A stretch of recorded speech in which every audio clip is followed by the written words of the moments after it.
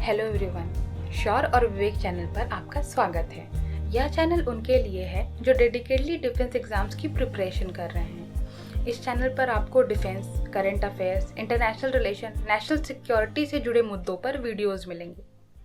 Quad यानी कि quadrilateral security dialogue कुछ सालों से लगातार न्यूज़ में है।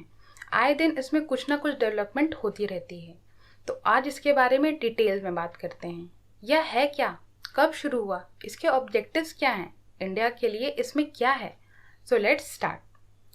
Quad is an informal strategic dialogue of 4 democracies, India, USA, Japan and Australia. अगर हम इसके टाइमलाइन को देखें तो क्वाड तब एक ग्रुप के रूप में इमर्ज हुआ जब 2004 की सुनामी से हुई बर्बादी को कंट्रोल करने के लिए इन चारों देशों के नेवीज ने साथ मिलकर काम किया। 2007 में जापानीज प्राइम मिनिस्टर शिंजो एबे ने इस ग्रुप को फॉर्मलाइज करने के लिए इनिशियल समिट्स और नेवल एक्सरसाइज की बात की, पर 2008 में ऑस्ट्रेलिया ने चाइना के डर से खुद को इस ग्रुप से अलग कर लिया। China had been a major investor in Australia. Nearly 30% of Australia's export goes to China, primarily because of China's huge demand of minerals. 2015 में जापान ने मलाबार एक्सरसाइज को ज्वाइन किया जो इंडिया यूएस के बीच 1992 से चल रहा था। क्वाड को 2017 में यूएस प्रेसिडेंट डोनाल्ड ट्रंप ने रिवाइव किया। 2020 में ऑस्ट्रेलिया ने भी मलाबार एक्सरसाइज को ज्वाइन कर लिया। चाइना और ऑस्ट्रेलिया की रिलेशनशिप खराब होने की सबसे बड़ी वजह बना कोविड-19 pandemic. Australian PM Scott Morrison ने 2019 में कोविड-19 के ओरिजिन का पता लगाने की बात कही थी। क्वाड एज अ ग्रुप चर्चा में तब आया जब चारों देशों के सीनियर ऑफिशियल्स 11 नवंबर 2017 को ईस्ट एशिया समिट के बाद मनीला में मिले। डोनाल्ड ट्रंप ने क्वाड को हमेशा इंडो पैसिफिक रीजन से जोड़ कर रखा। इंडियन ओशन और पैसिफिक ओशन का यह इंटरकनेक्टेड रीजन पूरी दुनिया के लिए इकोनॉमिक और स्ट्रैटेजिक इंपॉर्टेंस रखता है। 50% of global trade transfers through this region and it accounts for 62% of global GDP. These numbers explain the importance of this region. इस रीजन में स्ट्रेट ऑफ मलक्का के जैसे चौक पॉइंट्स हैं और इसीलिए इस रीजन को किसी भी यूनिलैटरल डोमिनेशन से फ्री होना बहुत ज़रूरी है। यूनिलैटरल डोमिनेशन से आप समझ ही गए होंगे कि किसकी बात हो रही है। Yes, China. China's aggressive expansionist policies are a threat to the stability of this region. Quad के फॉर्मेशन में चाइना का बहुत बड़ा हाथ है।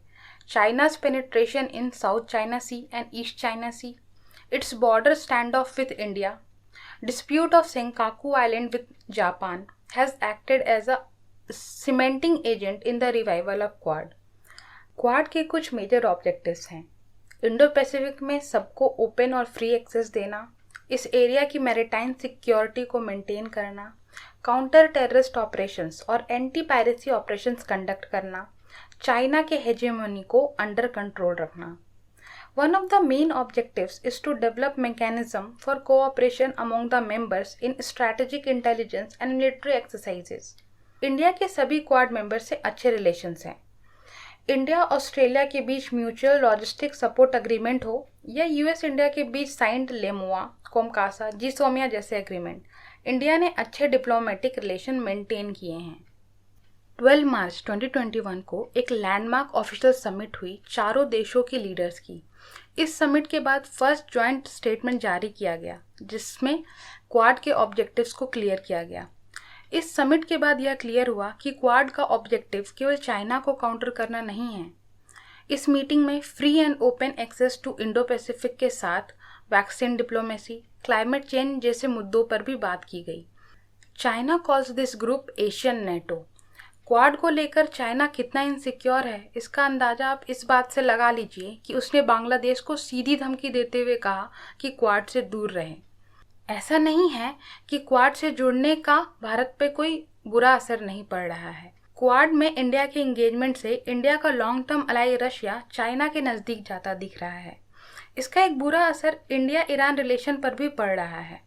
India's relation with Iran is important for tackling China Pakistan nexus.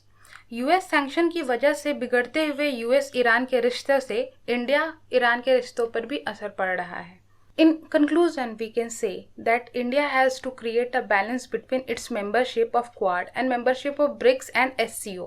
Quad का फॉर्मलाइजेशन बहुत ज़रूरी है।